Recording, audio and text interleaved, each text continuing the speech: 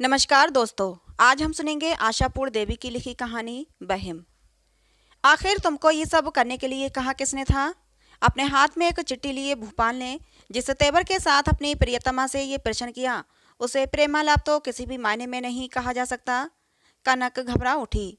वह तेजी से रसोई घर से बाहर निकली, लेकिन उसने डरते डरते पूछा, क्यों? मैंने क्या किया भला? मेरी नौकरी के लिए तुमने अपने भैया के पास चिट्ठी लिखी थी, है ना? खूब रो धोकर और कलेजा पीट कर। मेरी और अपने भैया शब्दों पर भूपाल ने बड़ा जोर दिया था।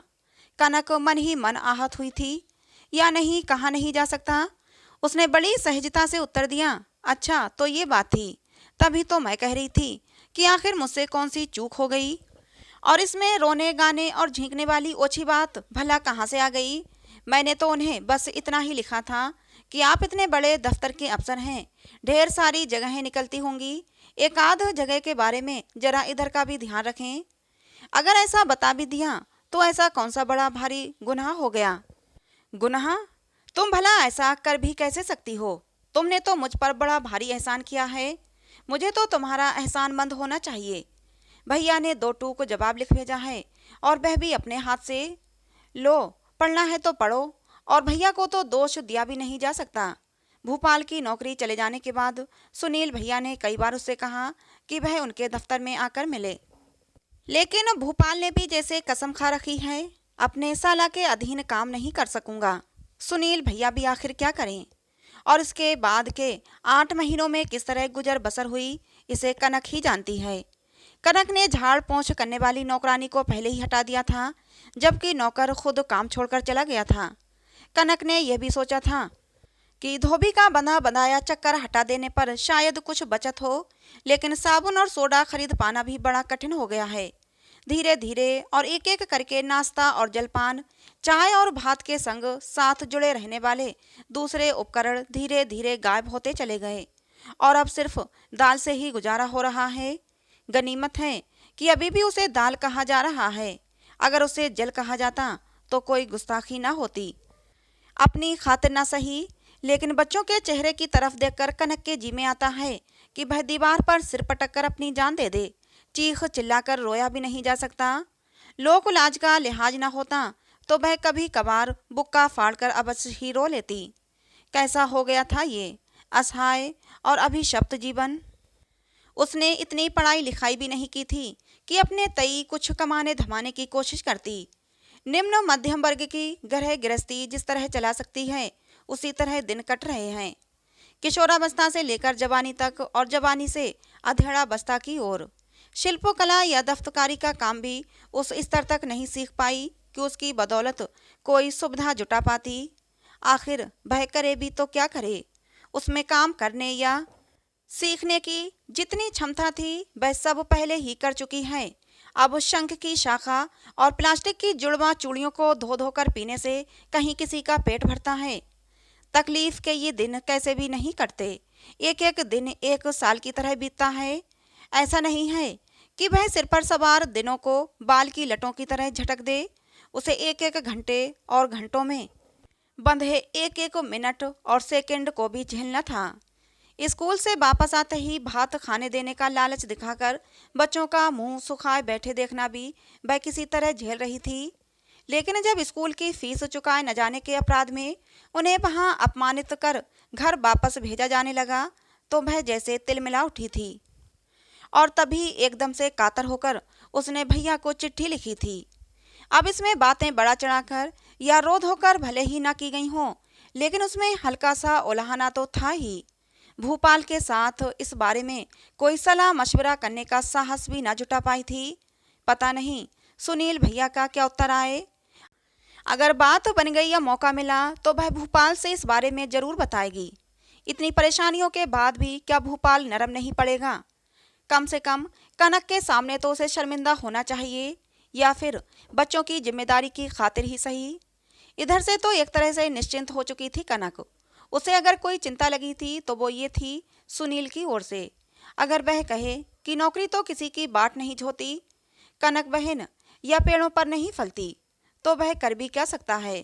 कहाँ से लाए वह तो यही कहेगा, मैंने जब कहा था तब, और आखिरकार यही हुआ। चिट्ठी भी किसी दूसरे ने नहीं, भूपाल ने ही खोली थी। कनक ने बड़े कष्ट से अपनी स्वाभाविक भंगिमा को बनाए रखा, होठों पर जबरदस्ती मुस्कान लाद कर और बनावटी भाषा कौशल के सहारे उसने नकली गुस्से के साथ कहा, आखिर तुमने मेरी चिट्ठी को खोला ही क्यों था? कैसे नहीं खोलता हुजूर सरकार, वैसे इस चिट्ठी का इकलौता वारिस तो मैं ही था। भूपाल ने चुटकी ली। तुम्हारे करुणावतार भैया ने तो बड़े स्नेह के साथ मुझे बताया है कि बाम बहन गाय की तरह एक बड़ी ही शानदार नौकरी उनके हाथ में है। इसमें काम तो कुछ है नहीं, लेकिन तनख्वाह बहुत अधिक है। बस सारा कुछ मुझ पर निर्भर है कि मैं उन पर कृपा करूं और उस खाली कुर्सी को सुशोभित करूं। हे भगवान, तो तुम अब तक विराजमान हो। तुमने कनक की लाज रख ली। अगर भोपाल की बातों में इतना व्यंग न होता तो कनक की आंखों से खुशी के आंसू निकल पड़ते। उसने बड़ी मुश्किल से अपनी उद्विग्नता को छिपाते हुए चहल के अंदाज में कहा, तो फिर देर किस बात की है? माँ दुर्गा का नाम लेकर निकल पड़ो। किसे पता है कि देर हो जाने पर वह कुर्सी भी हाथ से खिसक जाए। अच्छा। दुबले पतले और नसीले हाथ को ऊपर उठाकर और मुट्ठी से अपने बालों को जोर से जकड़कर भूपाल ने कहा, और तुम भी फूल, तुलसी दल और गंगा जल लेकर तैयार रहना। फूल और तुलसी? कनक ने हैरानी से पूछा। क्यों? क्यों नहीं भला? मनोकामना पूरी होने पर इष्ट देवता को संतुष्ट करने की यही तो रीत है। एकदम सीधी बात है। भैया की दया से रोटी और कपड़े की किल्लत तो दूर हो गई। भैया क्या हुए? भगवान के भूत और बभूत हो गए। कनक ने तिलमिलाकर कहा, तो इसमें मजाक वाली ऐसी क्या बात हो गई? आखिर अपने लोगों और जान पहचान वालों को लोग नौकरी में लगाते हैं कि नहीं? और अगर उन्हें नौकरी लगवाई जाती है तो क्या वे नौकरी लेना नहीं चाहते? लेंगे क्यों नहीं, जरूर लेंगे। लेकिन इस बात का ध्यान रहे कि मैं तो उनका आत्मीय जन हूँ, कोई अहरा गहरा दूर का रिश्तेदार नहीं। सारे नाते रिश्तेदारों में सबसे नज़दीकी। कनक ने इस मौके पर अपनी नाराजगी को दबाने या छिपाने की कोशिश नहीं की। उसने तीखे स्वर में कहा, तुम्हारे लिए भला वह आत्मीय जन क्यों होने लगा? वह तो सड़क पर चलता हुआ एक अनजान सा आदमी है, लेकिन याद रखना कि वह मेरा सगा भाई है। तो फिर तुम ही नौकरी कर लो ना जाकर। भूपाल कड़वी बातें नहीं बढ़ा रहा था, जहर उगल कर लौट रहा था। इस बीच उसके सिर में जोर का दर्द होने लगा था। उसे बातें करने में भी तकलीफ होने लगी थी। भात ना खाकर भी वह कुछ दिन गुजार सकता था, लेकिन चाय के बिना वह रह नहीं सकता था। तो भी उसे चाय के बिना रहना तो पड़ ही रहा है, और तभी शरीर उससे बदला ले रहा है। भूपाल अपने बिछावन पर पड़ जाना चाहता था, लेकिन कनक ने रास्ता काटते हुए जले भुने स्वर में पूछा, तुम समझते हो तुम्हारे मन में जो आएगा तुम वही करोगे? तुम्हें पता भी है कि घर संसार कैसे चलता है, देख नहीं पा रहे क्या? लेकिन भूपाल ने भी छूटते ही उत्तर दिया, यूं ही देख भी कैसे सकता हूँ। टपाटप राजभोग निगल रहा हूँ। किम ख्वाब के गद्दे पर सो रहा हूँ। बाहर भीतर क्या हो रहा है कुछ पता नहीं चल रहा। राजभोग तुम ही नहीं, सभी भकोस रहे हैं। कनक जैसे चीख पड़ी। बच्चों के सूखे चेहरे की तरफ देखा है कभी तुमने? मैं ठहरी औरत जात तो भी मेरे जी में यही आता रहता है कि बाहर सड़क पर निकल जाऊं और छोटा मोटा जो भी काम मिले करूं। उससे गुजारे लायक कुछ तो पैसे मिलेंगे। और एक तुम हो मर्द की औलाद, तुम्हें जरा शर्म नहीं आती? सर दर्द के बहाने तकिए पर तकिया चढ़ाए पड़े रहते हो, और ऊपर से झूठा गुमान भी। साले के मातहत काम नहीं करूँगा। अरे देख लेना, उनके ही सामने तुम्हें हाथ फैलाना पड़ेगा। वैसे ही नौबत आने के पहले मैं सड़क पर भीख मांगना पसंद करूँगा।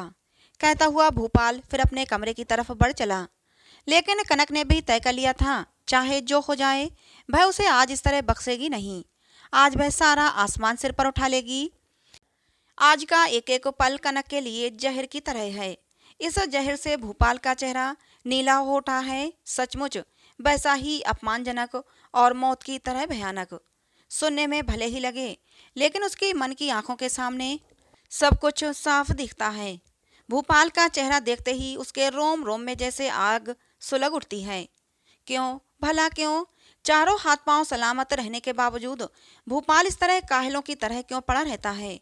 भूपाल अपने तई काहिल नहीं जान पड़ता, लेकिन कनक चाहती है कि भूपाल और भी कोशिश करके देखे। आस पड़ोस से अखबार मांगकर पढ़ने और खाली जगहों के विज्ञापन देखने भर या कभी कभार एक आध जगह पर साक्षात्कार देना ही काफी नहीं है। इससे भी बढ़कर कोशिश करने की जरूरत है। रास्तों पर घूम घूम कर, हाथ जोड़कर, लोगों के पांव पकड़कर, कुली या मोटिया का काम कर, रिक्शा खींचकर, जैसे भी हो भूपाल को घर में 2 पैसे कमा कर लाना है। पहले के दिनों में अपने पति के हताश और दयनीय चेहरे को देखकर कनक के सीने में करुणा का ज्वार सा उमड़ा करता था। वह चाहती थी भूपाल घर संसार की तमाम परेशानियों से मुक्त रहे, लेकिन अब उसके मन में ऐसी कोई सहानुभूति पैदा नहीं होती। तब भूपाल के मुंह से किसी तरह की कोताही की बात सुनती थी तो वह उसे रोक दिया करती थी या हंसकर उड़ा देती थी। यहाँ तक कि शास्त्र वचन का हवाला देती हुई उसे दिलासा देती थी। पुरुषों के मन की 10 दशाएं होती हैं।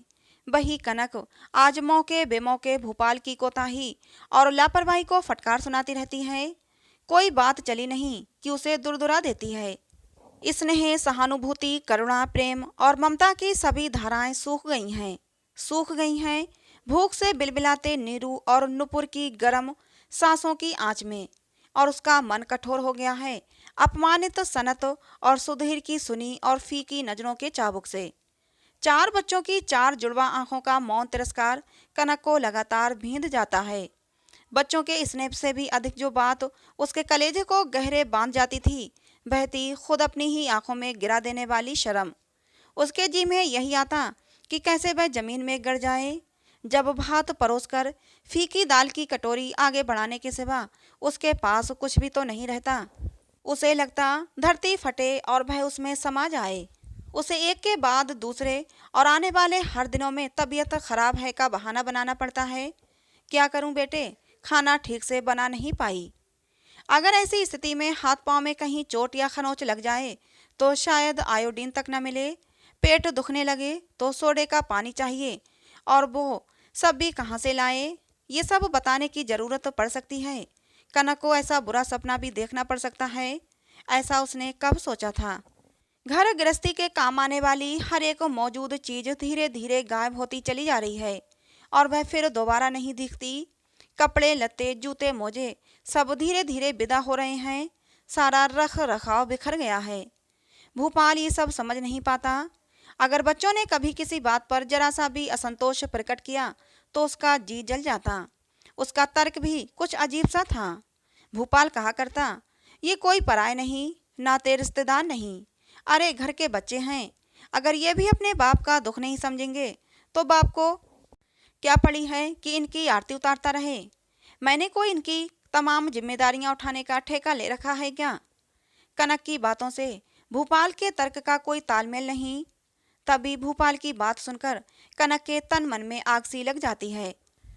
अपनी तीखी आवाज में ढेर सारी कड़वाहट घोलते हुए कनक बोली, भीख मांगोगे? फिर तो बड़ी मर्दानगी बची रहेगी, है ना। सारी हेटी तो भैया के दफ्तर में काम करते ही होगी। और भैया की नौकरी भी कैसी है।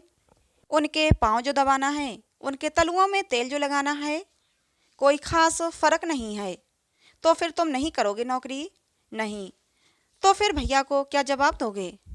कोई ज़रूरी है उत्तर देना? तुम चाहो तो जवाब दे देना, मुझे उसकी कोई खुशामद नहीं करनी है। कनक का चेहरा घृणा और गुस्से से विकृत हो गया। वह चिड़चिड़े स्वर में बोली, मुझे पता है तुम भैया से इतना क्यों चिढ़ते हो। वे एक बड़े अफसर हैं, गाड़ी पर घूमते फिरते हैं, तुम्हारा कलेजा सुलगता रहता है। लेकिन ये याद रखना, मैं अब तुम्हारे कहने में नहीं रहूंगी। अगर हुआ तो भैया के पास चली जाऊंगी या फिर किसी के यहाँ झाड़ू पोंछा करूंगी। अब यही तो देखना है कि तुम्हारी अकड़ भला किस बात और बूते पर टिकी रहती है। भूपाल और कनक आज एक दूसरे को काट खाने वाले खूंखार जानवर की तरह देख रहे थे। वे एक दूसरे को फाड़ खाने पर उतारू थे। वरना भूपाल की आंखों में ऐसी आग क्यों जल रही होती, उसकी बोली में ऐसी कड़वाहट क्यों थी। जब कमाई ही करनी है तो चाकरी करने क्यों जाओगी, और भी तो कई तरीके हैं। क्या कहा तुमने? क्या कहा? ना, मैंने कुछ कहा नहीं, लेकिन भैया भाभी की खुशामद करते हुए उनके यहाँ जाकर अड्डा जमाना भी तो बुरा नहीं होगा। उनकी झूठन कूटन से भी किसी न किसी तरह पेट भर ही जाएगा। कनक के होंठों तक आकर एक कठोर और कड़वी कसम अटक गई। क्योंकि ऐसी कस्में खाने का अभ्यास न था। उसका गला रुंध गया। दूसरे दिन सुबह भूपाल घर से बाहर निकल गया। शाम ढल गई, रात हो गई, उसका कोई पता न था। कनक गुस्से में भरी थी। तभी नीरू दौड़ती हाँफती माँ के पास पहुंची और बोली, माँ, बड़े मामा आ रहे हैं। भैया? उसे अपने पाँव के नीचे से जमीन खिसकती सी लगी। आंखों के सामने अंधेरा सा छाने लगा। वह क्या जवाब देगी, क्या बहाने जुटाएगी?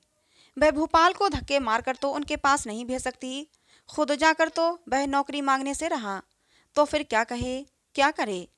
क्या वह भोपाल की बीमारी का बहाना बनाए, या फिर उनसे ये कह दे कि भैया, तुमको कुछ लिखकर बताना ही मेरी गलती थी। उनकी तबीयत इन दिनों काफ़ी बिगड़ गई है। आजकल वह काम नहीं कर पाएंगे। क्या सुनील भैया उसकी बात पर यकीन कर लेंगे? जो आदमी घर से बाहर निकल पड़ा है, उसको बीमार बताना इस मौके पर एक तरह का मजाक या बात का बतंगड़ बिलास ही तो है। क्या उनकी नज़र इस घर की बदहाली पर नहीं पड़ेगी? भैया के यहाँ आने पर कनक में इतनी भी क्षमता नहीं कि वह उन्हें एक कप चाय तक पिला सके। क्या उसके भैया सुनील इस बात को नहीं समझते? ऐसा ना होता तो कभी कभार जब इधर से भैया का आना होता है तो वे छूटते ही क्यों कह देते हैं कि तू खाने पीने का कोई हंगामा खड़ा ना करना कनक, तुझे पता नहीं मेरा पेट कितना अपसेट है। इसके बाद भी क्या अब भी अपना सड़ा गला अहंकार लेकर पड़ा रहेगा भूपाल? और क्या सुनील उसकी इस मानसिकता को समझ नहीं पाएगा? वह क्या कहे भूपाल को, और किन शब्दों में उसे बुरा भला कहे? क्या वह भूपाल के बारे में जली कटी सुनाकर उसे और भी जलील न करे? अरे कनक, कहाँ है रे तू? कैसी है? भैया की स्नेहिल पुकार कनक के सीने में हथौड़ी की चोट की तरह पड़ी। भैया? अपने फटे आंचल को समेट उसे अपने साड़ी की तहों के बीच छुपाते हुए वह आगे बढ़ी और बोली, अरे भैया तुम, अब की बार तो तुम बहुत दिनों के बाद आए। समय ही कहाँ मिल पाता है रे, और आजकल काम का इतना दबाव है कि ना आ पाने की वजह क्या हो सकती है, इसे अपनी भलमनसाहत के नाते छुपाते हुए भी वह जाहिर थी। भूपाल के स्वभाव से उखड़कर ही सुनील भैया ने इन दिनों आना जाना कम कर दिया है। क्यों, आखिर काम इतना बढ़ कहाँ से गया? हालांकि कनक को अपना ये सवाल खुद ही बेमतलब सा जान पड़ा। अरे एक अफसर है, रसाला बम्बई जाकर जम गया है। खैर, भोपाल को मेरी चिट्ठी तो मिली है ना? तुम्हारी चिट्ठी? कनक जैसे आकाश से गिरी। तुमने उसे चिट्ठी भेजी थी? उसने हैरानी से पूछा। हाँ रे, सुनील ने आक्षेप भरे स्वर में पूछा। उसे नहीं मिली? तभी मुझे शक हो रहा था। तू देख रही है ना, ये आजकल डाक की क्या हालत हो गई है। दम दम से कलकत्ता आखिर कितने दूर हैं दोनों? यही 15-20 किलोमीटर, और चिट्ठी आने में 5 दिन लग जाएंगे। छी छी, सुनील ने कुछ सोचते हुए फिर जोड़ा। परसों शाम को ही चिट्ठी डलवाई है ना? खैर, मैं जरा घूम फिर आऊं। और हमारे बाबू साहब कहाँ हैं? उनकी मति गति फिरी है क्या? हाँ भैया, और मैं भी यही बताना चाह रही थी। काफ़ी भाग दौड़ के बाद उन्हें एक काम मिला है, किसी बैंक में। अच्छा, काम मिल गया? सुनील की आंखें फटी रह गईं। भूपाल को नौकरी मिल गई? हाँ भैया, उन्होंने किसी जान पहचान वाले को बता रखा था। जिस दिन मैंने तुम्हें लिखा था उस दिन तक तो बात नहीं बनी थी, लेकिन दूसरे ही दिन आकर बताया कि काम मिल गया है। सुनील ने निराशा के स्वर में कहा। इतने दिनों तक बेकार बैठा रहा और ऐन वक्त पर उसे दूसरी नौकरी भी मिल गई। इधर मैं कितना परेशान रहा, कितनी मुश्किलों से उसके लिए एक अच्छी सी नौकरी का जुगाड़ कर पाया था। अब की बार कनक के हैरान होने की बारी थी। क्या तुमने सचमुच उनके लिए नौकरी का बंदोबस्त कर दिया, और वह भी पलक झपकते? सचमुच? मैं तो कल ही हंसी हंसी में उनसे कह रही थी, चलो नसीब ने पलटा तो खाया, और हो सकता है भैया भी तुम्हारे लिए कोई ना कोई नौकरी अवश्य जुटा देंगे। तो पता है उन्होंने क्या कहा? लगता है नौकरी ऐसे ही पेड़ों पर फला करती है। बस यही तो 7 दिन पहले अर्जी दी थी और नौकरी मिल गई। और सचमुच ऐसा ही हुआ भैया। अगर नौकरी इतनी आसानी से मिलनी थी तो वे काहेलों की तरह इतने दिनों तक घर में क्यों बैठे रहे? कनक ये सब पूछकर बड़ी हैरानी से और बड़े भोलेपन से भैया की ओर ताकती रही, एक नन्ही बालिका की तरह। कुछ ऐसी मासूमियत से कि दीन दुनिया के बारे में उसे कुछ नहीं मालूम। उसे तो बस यही जान पड़ता था कि अगर मर्द घर में बेकार बैठा हो तो काहिल ही हो जाता है। सुनील थोड़ी देर तक चुप बैठा रहा, फिर उसने कनक से पूछा, तू किस बैंक के बारे में बता रही थी? नाम तो मैं नहीं जानती भैया, लेकिन बता तो किसी बैंक के बारे में ही रहे थे। उनके किसी दोस्त के चाचा या ताऊ वहाँ कैशियर हैं। कह रहे थे पगार भी अच्छी ही मिलेगी। फिर तुमने जो इतना कुछ किया उसका क्या होगा भैया? हाँ, थोड़ी बहुत तो परेशानी तो होगी और क्या। वैसे बड़ी कोशिश की थी और ये भी पता नहीं चल रहा कि आखिर उसे वहाँ काम कैसे मिला। वैसे ये काम सचमुच अच्छा था, आगे तरक्की मिलने की भी उम्मीद थी। फिर तो ये तुम्हारे लिए बड़ी परेशानी की बात हुई। ऐसा नहीं हो सकता कि तुम इसे किसी और को दे दो? हाँ, कनक ने आगे जोड़ा। वैसे ये भी जान पहचान वाले हैं, दोस्त के चाचा। सुनील उठ खड़े हुए। ये क्या, इतनी जल्दी जा रहे हो? ऐसा नहीं होगा, आज तो मुंह मीठा कराए बिना मैं तुम्हें जाने न दूंगी। अब जैसा भी है खबर तो अच्छी है। अरे ओ सनत, सुन तो बेटे। कहती हुई वह अंदर वाले कमरे में गई और बेटे से बड़ी धीमी आवाज में गिड़गिड़ाते हुए बोली, सुन बेटे, दौड़कर जा और मामा जी के लिए 2 बर्फी तो ले आ। पैसे मैं बाद में चुका दूंगी। दुकानदार से कहना मैं हड़बड़ी में दौड़ा चला आया। क्या फिर उधार लाना होगा? नहीं, भले ही तू मेरा गला काट दे। और ये कहकर सनत ने खिड़की की तरफ मुंह फेर लिया। क्या पता मामा जी पढ़ाई लिखाई के बारे में कुछ पूछ बैठे। इसी डर से तो मैं अब तक बाहर नहीं निकला था। इससे क्या हो गया बेटे? कनक की आवाज़ धीरे धीरे और भी धीमी और फीकी पड़ गई। तुम वो लोगों ने तो जैसे कसम ही खा रखी है। जरूरत पड़ने पर क्या मोहल्ले की दुकान से लोग सामान उधार नहीं लाते हैं? वही लाते हैं जो उधार चुका पाते हैं। सनत ने खिड़की के बाहर झांकते हुए कहा। तो तुम ये कहना चाहते हो कि मैं उसका उधार नहीं चुकाती? ठीक है, मैं देखती हूँ कहीं कुछ है। आखिर बड़े बाप के बेटे जो ठहरे तुम। पिछवाड़े के दरवाजे से पीछे घूमकर कनक रसोई घर में आई। अभी भी 1 रुपया बचा है। पौष संक्रांति के दिन उसने 1 रुपये के सिक्के के साथ बावनी बांधा था। खुली छप्पर के नीचे जाले में वह पोटली आज भी बंधी हुई है। फूस से मड़ा और सिंदूर से पुता वह सिक्का। अभाव के राक्षसी पंजे ने आज तक कम से कम उसकी तरफ हाथ नहीं बढ़ाया था। शायद उसने बढ़ाने का साहस किया भी न था। कनक का हाथ वहां तक पहुंचेगा, सहस्त्र बाहु की तरह अपना जाल फैलाए काल की सीमा में। लेकिन इसके बिना चारा भी क्या है? बाहर वाले कमरे में भैया बैठे हैं, पति को नौकरी मिली है। इस खुशी में वह उनका मुंह मीठा कराएगी, ऐसा ही तो कहकर आई है वह।